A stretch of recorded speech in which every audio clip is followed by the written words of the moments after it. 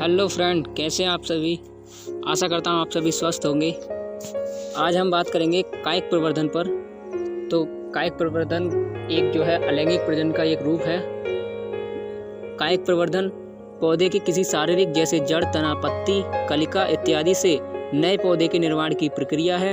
यह अलैंगिक प्रजनन की एक विधि है। बहुत से पौधों में कायिक प्रवर्धन प्राकृतिक रूप से पाया जाता है। तो हमने जैसे आपको बताया कायिक प्रवर्धन क्या है, अलैंगिक प्रजनन की एक विधि है।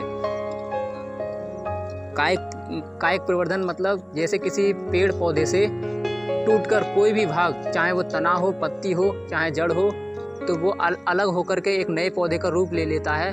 तो वो क्या है, कायिक प्रवर्धन कहलाता है। अब हम बात करें कायिक प्रवर्धन की प्राकृतिक विधियाँ। कायिक प्रवर्धन की प्राकृतिक विधियाँ, तो ये जो है प्राकृतिक विधियाँ क्या क्या हैं। कुछ पौधों में कायिक प्रवर्धन प्राकृतिक रूप से पाया जाता है। इसमें पादप शरीर का कोई भी कायिक भाग उसके शरीर से अलग होकर अनुकूल परिस्थितियों में नए पौधे का निर्माण करता है। वह भाग जो अलग होकर नए पौधे का निर्माण करता है प्रवर्धक कहते हैं। ठीक है। जब यह प्राकृतिक कलिका वाला भाग जमीन के संपर्क में आता है तो इन कलिकाओं के प्रस्फुटित होने से जड़ें उत्पन्न होती हैं और इस प्रकार नए पौधे का निर्माण होता है। इस कायिक प्रवर्धन का किसानों द्वारा आर्थिक लाभ हेतु उपयोग किया जाता है, जैसे आलू के तनाकंद, केले तथा अदरक के प्रकंद, बल्ब, धनकंद, भूस्तारी, अंतर्भूस्त्री, भूस्त्री आदि। ठीक है। अब जो है हम बात करें कायिक प्रवर्धन की कृत्रिम विधियां या बागवानी। कायिक प्रवर्धन की कृत्रिम विधियां या बागवानी, तो इसकी बात करें तो हम कृत्रिम विधियों के अंतर्गत मनुष्यों द्वारा विकसित तकनीकों के द्वारा पौधे के किसी कायिक भाग द्वारा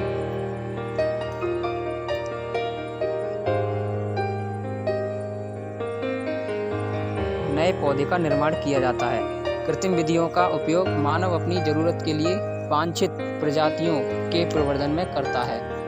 वर्षा और बसंत ऋतुएं कायिक प्रवर्धन के लिए सबसे उत्तम है। तो देखिए, कायिक प्रवर्धन अधिकतर हम किस ऋतुओं में अच्छा रहता है, किस ऋतुओं में हम करना सही रहेगा हमारे लिए, तो वो हो क्या है, वर्षा ऋतु या बसंत ऋतु। ठीक है। कायिक प्रवर्धन की विभिन्न बागवानी विधियां निम्न हैं। सबसे पहले विशेष कायिक अंगों का उपयोग। इन अंगों का उपयोग कायिक प्रवर्धन में प्रकृति में पाई जाने वाली विशेष परिष्कृत तकनीकों के द्वारा किया जाता है। कलम जड़, तना एवं पत्ती के छोटे छोटे टुकड़े होते हैं जिनका उपयोग पौधशालाओं में नए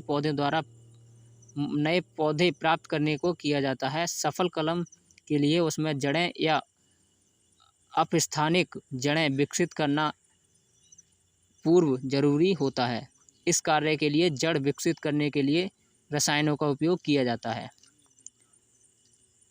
अब क्या आता है, हम सबसे पहले लें दाव कलम। इसमें शाखा तथा तने की उचित परिस्थितियां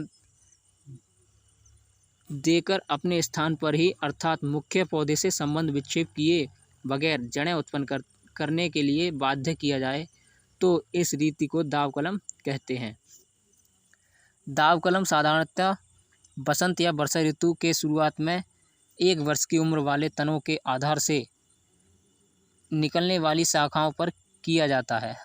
तने के आधार से निकलने वाली किसी मुलायम शाखा को बीच में पत्ती विहीन करके उस पर जीभ के आकार या वी आकार का खांचा या छाल परिवर्तन से छोटा सा घाव बना देते हैं।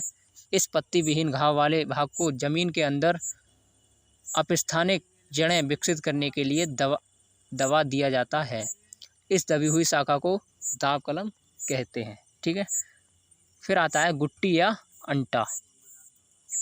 गुट्टी या वायुदाव एक अति प्राचीन बागवानी तकनीक है। इसका उपयोग उष्णकटिबंधीय से उष्णकटिबंधीय और ऐसे झाड़ीनुमा पौधों में किया जाता है जिसमें मुलायम शाखाएं। गुट्टी या अंटा। गुट्टी या वायुदाव एक अति प्राचीन बागवानी तकनीक है। इसका उपयोग उष्णकटिबंधीय से उष्णकटिबंधीय और ऐसे झाड़ीनुमा पौधों में किया जाता है जिसमें मुलायम शाखाएं जमीन के पास न होने से दाव कलम लगाना संभव नहीं होता है। ठीक है। फिर आता है रोपण या कलम बांधना। तो रोपण दो भागों को जोड़ने की एक ऐसी तकनीकी है जिसमें एक पौधे की कोई भी शाखा दूसरे पौधे की उसी मोटाई की शाखा से कटान बनाकर बांध दी जाती है, जिसमें एक पौधे का जड़ तंत्र दूसरे पौधे के तना तंत्र से मिलकर एक पूर्ण पौधा बनाता है। इस विधि का उपयोग केवल उन्हीं पौधों में होता है जिसमें यूस्टिल और एधा पाया जाता है। पौधा या पौधे का वह भाग जिसमें रोपण किया जाता है उसे मूल ग्रंथ कहते हैं। ठीक है। फिर आता है कलिका रोपण। इसमें शाक, छाल और एधा से बनी एक कलिका होती है। मूल ग्रंथ में एक टी आकार का कटान बनाते हैं। छाल को इस प्रकार उठाते हैं कि एधा दिखने लगे। कली को कटान में घुसाकर उठाई गई छाल को पुनः मूल अवस्था में लाते हैं। कली को खुला रखते हैं, जोड़ पर रोपण मोम लगाकर बांध देते हैं।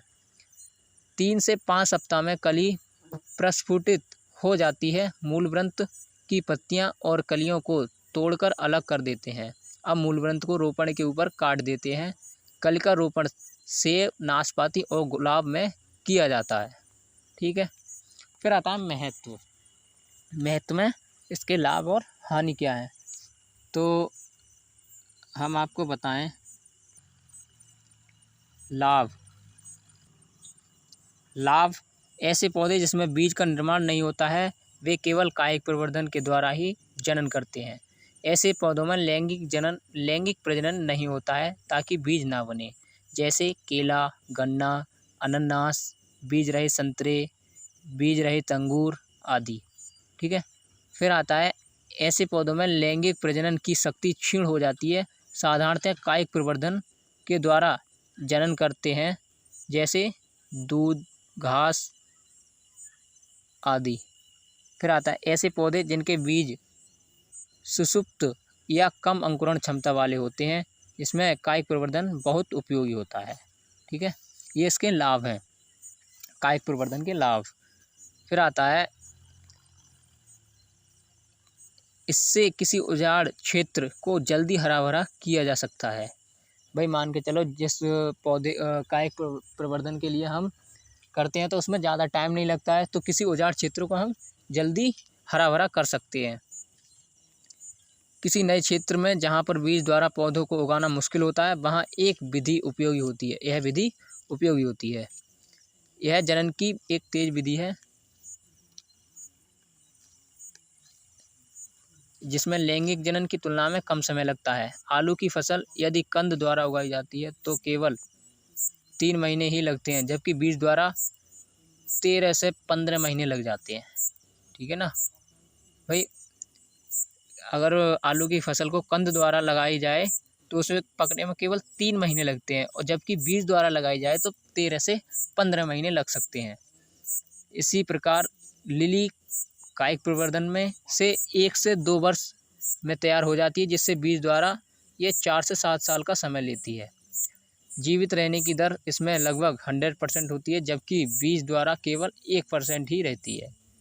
क्या पता भाई बीज जो है मान के चलो मिट्टी में सड़ भी सकता है, अगर पानी वगैरह ज़्यादा हो तो मिट्टी में सड़ भी सकता है, लेकिन जो है कायिक प्रवर्धन द्वारा लगाया गया पौधा 100% हो जाता है। ठीक है ना। इसके द्वारा किसी प्रजाति, जाति एवं वंश के अच्छे लक्षणों को अनिश्चित काल तक संरक्षित किया जा सकता है। देखिए हमने पॉइंट लिखे हैं, इसमें से आप कोई भी 8 या 10 पॉइंट कर लेना। ये टोटल हमारे 13 पॉइंट हैं, जिसमें से तुम्हें 8 या 10 पॉइंट याद कर लेने हैं या अपनी नोटबुक पर उतार लेने हैं। फिर आता है कुछ उत्कृष्ट प्रजातियां जिसका जड़ तंत्र कमज़ोर होता है, उनका प्रवर्धन रोपण के द्वारा किया जाता है। रोपण के द्वारा 2 या 2 से अधिक प्रजातियों के अच्छे लक्षणों को एक ही पौधे में समेकित किया जा सकता है। इस विधि से उत्पन्न पौधे फल फूल जल्दी आते हैं। भाई जल्दी तैयार हो जाते हैं पौधे इस विधि से कायिक प्रवर्धन द्वारा। कुछ साधारण संक्रमण छटाई और सूक्ष्म रोपण के द्वारा ठीक किए जा सकते हैं। उत्पाद की गुणवत्ता एक समान होती है क्योंकि जीन पुनर्संयोजन न होने से इसमें कम विभिन्नताएं आती हैं। अब आता है भाई कमियां इसकी, कायिक प्रवर्धन की कमियां। प्रकीर्णन लगभग अनुपस्थित होता है। कायिक प्रवर्धन में पौधे अधिक उत्पन्न होने की वजह से आपसी प्रतियोगिता अधिक होती है। कायिक प्रवर्धन का ज़्यादा समय तक संग्रह नहीं किया जा सकता। भाई जितना जल्दी पौधा अगर उगाओगे समय से पहले तो वो ज़्यादा समय तक जीवित नहीं रह पाता है।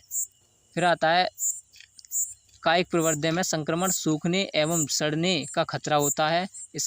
इनको बीजों की तरह सुरक्षित एवं जलहीन नहीं किया जा सकता है। विभिन्नता एवं अनुकूलन क्षमता नहीं होती है। लगातार कायिक प्रवर्धन से किसी जाति या प्रजाति के लक्षणों का क्षय होता है।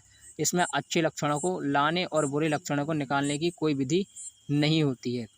इसमें जनकों में पाए जाने वाले रोग सभी संततियों में फैल जाते हैं। भाई जो रोग अगर मान के चलो सभी अपने जनक में जो रोग हैं वो क्या है, सभी उसके जो उत्पन्न पुत्रियां होती है या फिर संततियां होती हैं उसमें फैल जाते हैं। क्यों